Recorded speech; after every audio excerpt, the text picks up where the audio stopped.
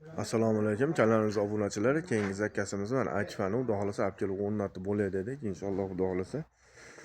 Buni kullada olib kelib o'rnatdik. Kulla qayerda? Kulla Badalovaga olib keldik. Mana Badalovaga ko'rib turibsizlar, juda chiroyli chiqdi aytfamiz. Bu yerda alibes, aytfa alibesdan qildik. Jigarrang.